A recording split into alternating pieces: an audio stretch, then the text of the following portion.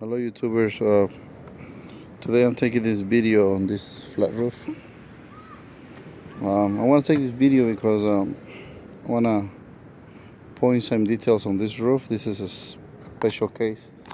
This is the first time I come across this. The guy, he called the company to replace his roof because he had a leak on this area. This is where the drain area is, and this is how the guys stop the water. They put a piece of this is a piece of gutter. See the gutter?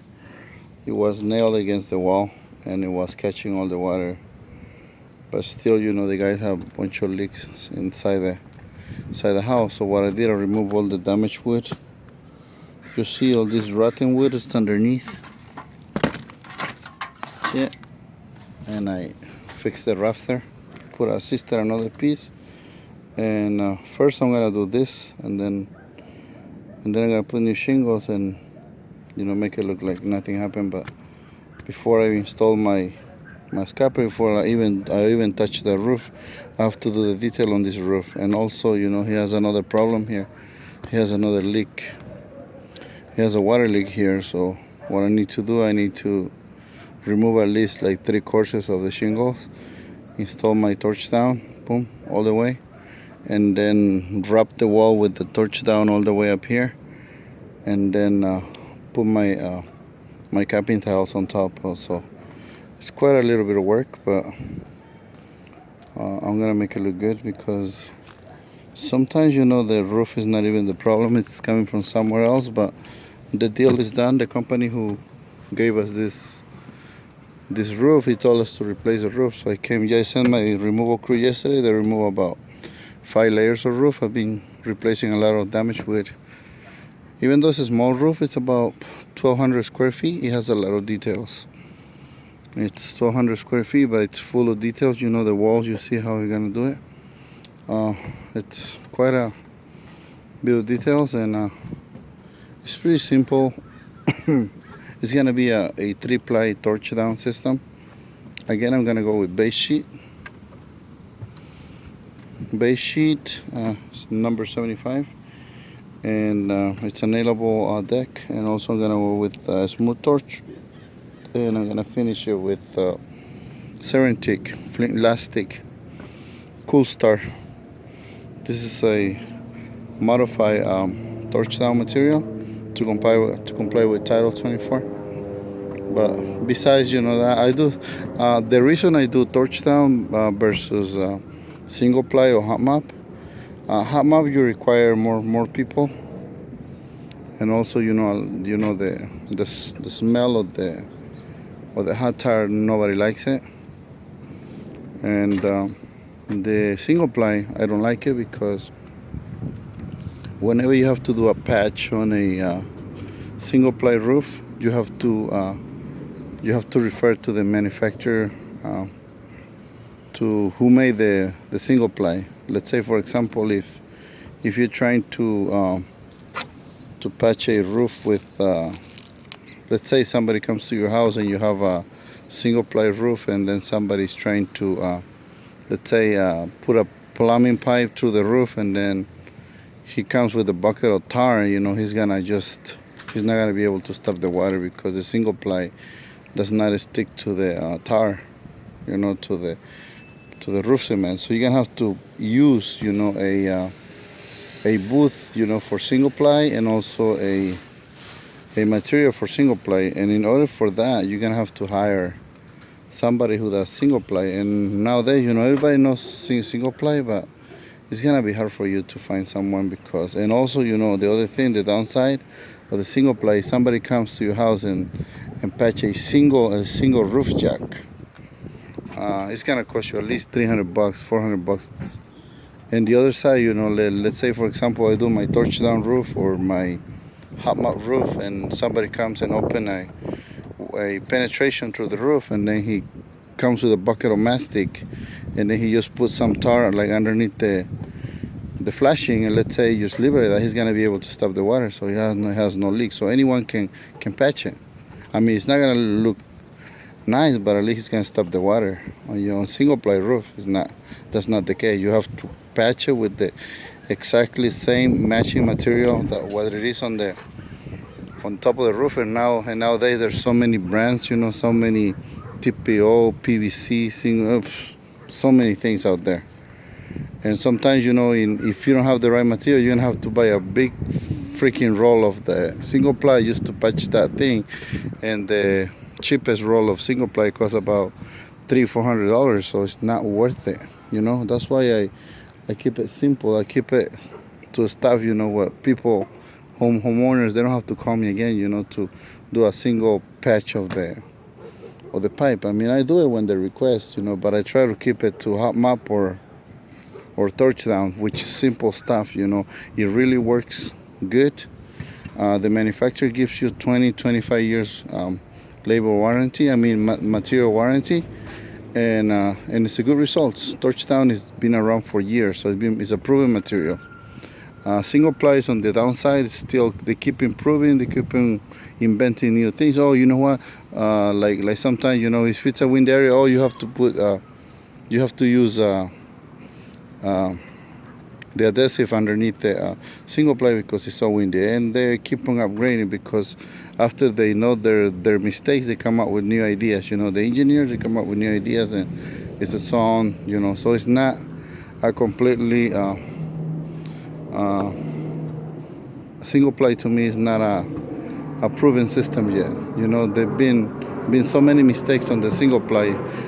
Sometimes I go remove roofs of single ply and have to replace them with hot mop or torch down because of the roofers. They made a bunch of mistakes. It's not their fault. It's what they've been told to do, and they do it as they've been told, and still they make mistakes.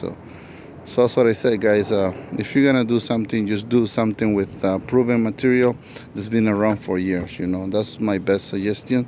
Somebody comes out and tells you, single ply is good. I know single ply is good. I do single ply roofs, for commercial people, for commercial companies, and it's good. But you have to know how to do it. Not anybody can do single ply. Torch down neither, but torch down is easier. Or the worst case, if you don't know how to torch down, just use self-adhere. Self-adhere membranes, SBS membranes, which is, I call them the rookie membranes, because you just peel and stick. It's simple. Anyone can do it. Okay, guys. Catch you later on this roof. I'm not gonna record the process when I do this roof. I'm just gonna show you the results when I get done, and hopefully you like it, and hopefully if you come out across a roof that has these details like this, know what you have to do first, and then later on just continue on with what you know. Okay, later. Bye bye. Hey guys, this is Eric. This is the way I did my valley. Okay, on this side was all messy. That you guys try to stop the water with roof cement. They put some shingles against the wall, and then they goop it with roof cement, and then so the guy has a lot of leaks in this area. And since I'm doing this roof, I mean, I don't want him to call me back and tell me, hey, you know what, your roof is leaking. I can easily tell him, you know what, it's leaking from the other side, it's not from my side. But anyway, I'm here, so I told him, you know what, I'll fix it, don't worry. I don't know if I'm gonna charge him, but I'll do it in the meantime. This is the way I did it. Okay, the water's gonna come that way, it's gonna run this way. And then my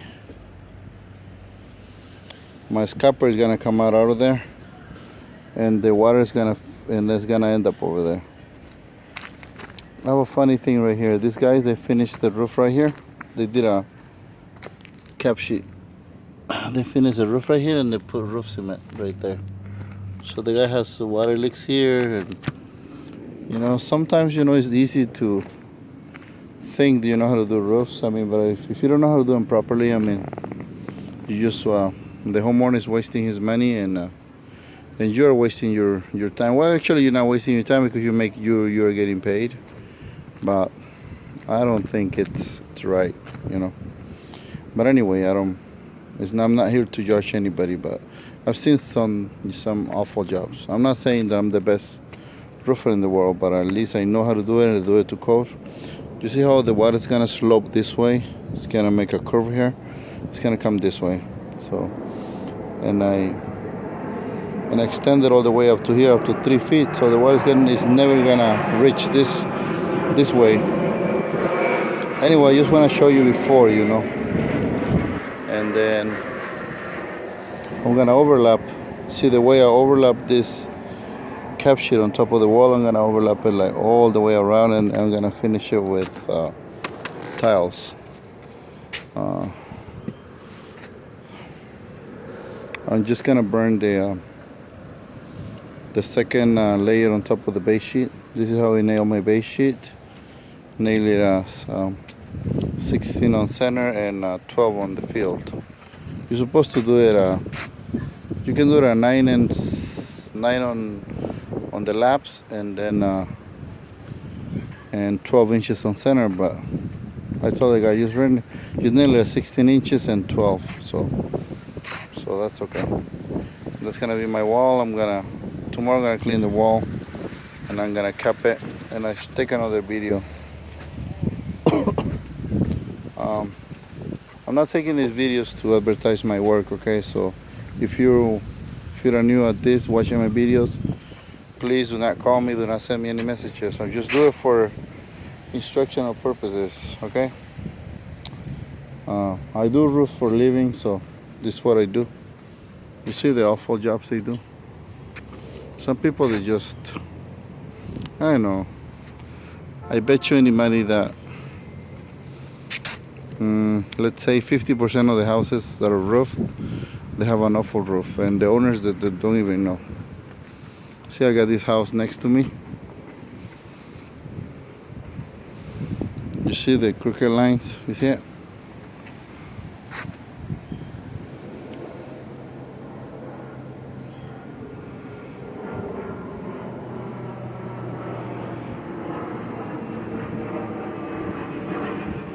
See, but again, I'm telling you, crooked lines doesn't really matter as long as you stay dry on the inside.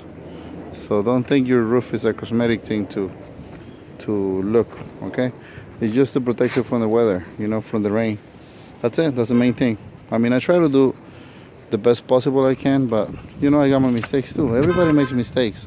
Quick tip about flat roofs: when you're installing your smooth on top of the base, make sure that you end up in the middle of the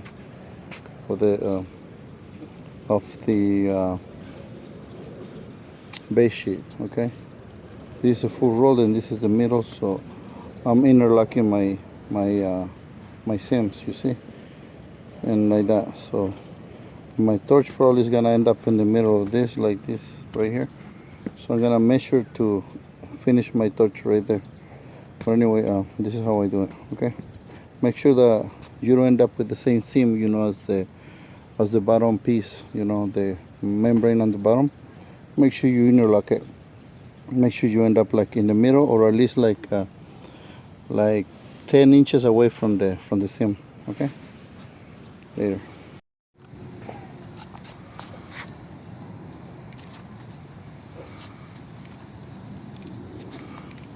Make sure that you prime your walls too, the concrete, whatever concrete you have. Make sure you primer so your membrane is gonna adhere to the concrete, okay? Just simple tips. Right, arrivederci. Okay, I'm done.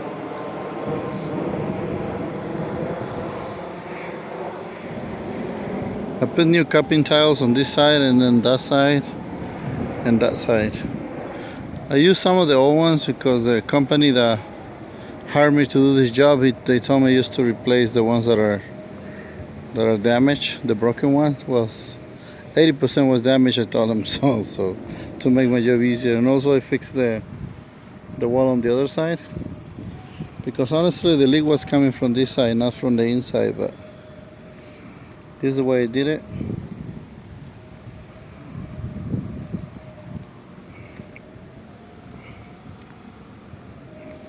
Now my scupper is gonna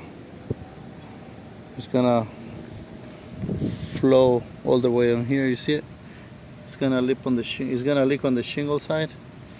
It's not gonna be buried underneath like it was before. And I painted the top of the pipes red to match the color of the tiles.